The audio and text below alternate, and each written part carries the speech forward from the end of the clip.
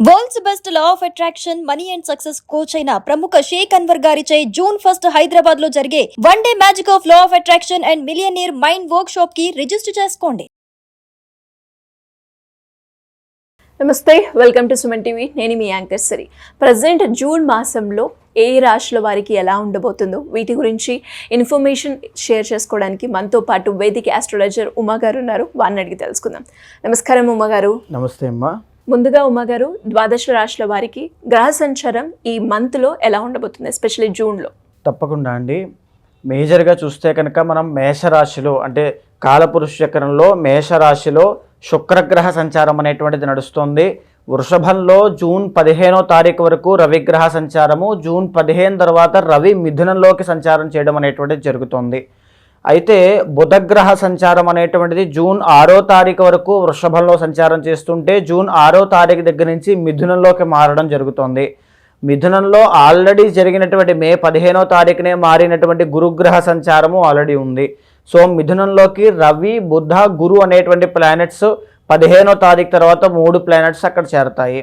అయితే జూన్ 6వ తారీఖు వరకు కుజగ్రహ సంచారం కర్కాటకంలో ఉంటే 6వ తారీఖు తర్వాత నుంచి సింహంలోకి మారడం అనేటువంటిది జరుగుతుంది. సో అక్కడ సింహంలో కుజుడు, కేతు 2 గ్రహాలు సంచారం చేస్తున్నాయి అని చెప్పచ్చు. అయితే కుంభంలో రాహుగ్రహ సంచారం అయితే మీనములో శనైశ్వర సంచారం అనేటువంటిది నడుస్తుంది. ఇది జూన్ మాసానికి సంబంధించినటువంటి గ్రహ సంచారం అమ్మ.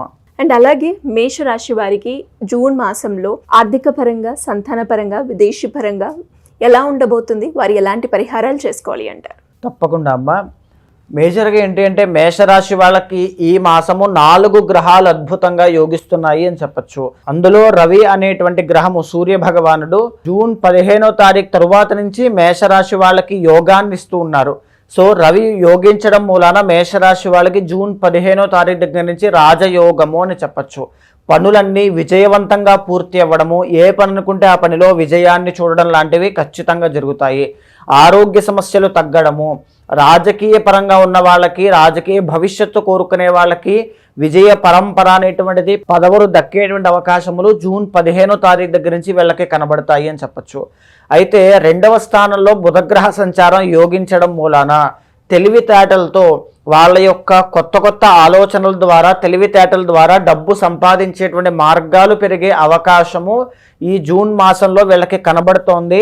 లగ్నంలో శుక్రగ్రహ సంచారం అనేటువంటిది చాలా బాగా యోగిస్తోంది. ప్రేమ వ్యవహారముల్లోనూ, వివాహాది శుభ కార్యక్రమాలకి ప్రయత్నం చేసే వాళ్ళందరికీ కూడా మంచి శుభవార్తలు అనేటువంటివి చెప్పచ్చు. నూతన వస్తు, వాహన, అలంకార పదార్థములు, నూతన వస్తు యోగం అనేటువంటిది కూడా ఈ మాసంలో వీళ్ళకి చాలా బాగా కనపడుతోంది అని చెప్పచ్చమ్మా. లాభస్థానంలో రాహుగ్రహము యోగిస్తోంది. దీని మూలాన లాభాలు ఆశించి ప్రయత్నం చేసేటువంటి ఏ రకమైనటువంటి వ్యాపారంలోనైనా వీళ్ళు ముందంజకు వెళ్ళేటువంటి అవకాశములు ఎక్కువగా కనబడుతూ ఉన్నాయి. పై అధికారుల దగ్గర నుంచి, పై వాళ్ళ దగ్గర నుంచి మన్ననలు, ప్రశంసలు పొందేటువంటి అవకాశము చాలా బాగా కనబడుతోంది. వీళ్ళు ఇప్పుడు తీసుకునేటువంటి నిర్ణయాలన్నీ కూడా విజయ బాట పట్టడానికి ఎక్కువగా ఆస్కారం అనేటువంటిది కనబడుతోంది. అయితే ఇక యోగించినటువంటి గ్రహాల ఈ విషయంలో మనం చూస్తే జూన్ 15వ తారీఖు వరకు 2వ స్థానంలో రవిగ్రహ సంచారం నడుస్తోంది. కాబట్టి జూన్ 15 వరకు కూడా రాజకీయ రంగంలో ఉన్న వాళ్ళు కానీ, ఏ రంగంలో ఉన్న వాళ్ళైనా కొద్దిగా ఆచితూచి వ్యవహరించడం అనేటువంటి చేయాలి ఖచ్చితంగా. 3వ స్థానంలో గురుగ్రహ సంచారం నడుస్తోంది. గురు బలం అనేటువంటిది అంతగా లేదు. సో దీనివల్ల ఏంటంటే ఫైనాన్షియల్ మ్యాటర్స్లో కానీ, లేదా సంఘం విషయంలో కానీ, సొసైటీ విషయంలో కానీ చాలా బాధ్యతగా ఉండాలి అని చెప్పడానికి ఇది ఒక సూచన అని చెప్పచ్చు. అదేవిధంగా 4th and 5th హౌసెస్లో 4, 5 స్థానాల్లో కుజగ్రహ సంచారం అనేటువంటిది నడుస్తుంది. బ్లడ్కి సంబంధించినటువంటి ఆరోగ్య సమస్యల విషయంలో చాలా జాగ్రత్త వహించాలి. అండ్ రెండవది ఏంటి అంటే సంతానం కోరుకునేటువంటి వాళ్ళకి ఎవరికైనా మేషరాశి వాళ్ళకి కొంత నిరుత్సాహము అనేటువంటిది కనబడే అవకాశం కనబడుతుంది. దీంతో పాటుగానే ఒక పక్క శుక్రుడు అనేటువంటి ప్లానెట్ యోగించినప్పటికీ కూడా పంచమంలో కుజకేతుల యొక్క సంచారం మూలాన ప్రేమ వ్యవహారాల్లో కాస్త మిస్అండర్స్టాండింగ్స్ కానీ, ఆ కీచులాటలు కానీ అవి వచ్చే అవకాశములు ఎక్కువగా కనబడుతున్నాయి అని చెప్పచ్చు. అయితే ఓవరాల్గా 12వ స్థానంలో శనైశ్వర సంచారము, ఏలినాడు శని కూడా ఆల్రెడీ నడుస్తోంది. డబ్బుల విషయంలో డబ్బులు బాగా ఖర్చు అవుతూ ఉంటాయి, ప్రయత్నం ఖర్చు అవుతూ ఉంటుంది, ఆలోచనలు ఖర్చు అవుతూ ఉంటాయి. అన్ని ఖర్చు అవుతున్నా, ప్రయత్నం విఫలమవుతున్నా నిరుత్సాహపడకుండా, మనోధైర్యాన్ని వీడకుండా శని భగవానుడికి సంబంధించినటువంటి శాంతి చేసుకుని ముందుకు వెళ్ళండి. అద్భుతమైనటువంటి పీరియడ్గా ఈ జూన్ మాసం అంతా కూడా 15వ తారీఖు తరువాత నుంచి చాలా ఎక్స్ట్రాడినరీగా వీళ్ళకు ఉండబోతోంది అని చెప్పొచ్చమ్మా. అయితే మేషరాశి వాళ్ళకి జూన్ 6వ తారీఖు వరకు కూడా బుధుడి యొక్క బలం చాలా బాగుందండి. ఇది ఎస్పెషల్లీ బాగా గుర్తుపెట్టుకోవాలి. జూన్ 6వ తారీఖు దాటిన తర్వాత నుంచి బుధుడి యొక్క బలం అంతగా లేకపోవడం వల్ల బంధువుల దగ్గర నుంచి వైరము అనేటువంటిది పొందే అవకాశం ఒకటి.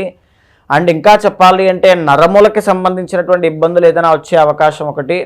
అండ్ ఇంకా చెప్పాలి అంటే వాళ్ళు తెలివితేటలు అనేటువంటివి కొంచెం ఎలాగనంటే రాంగ్ ఇన్వెస్ట్మెంట్స్ చేయడము, రాంగ్గా ఆలోచించడం, రాంగ్ డైరెక్షన్లోకి వెళ్ళే అవకాశములు కూడా చాలా ఎక్కువగా ఉంటాయి.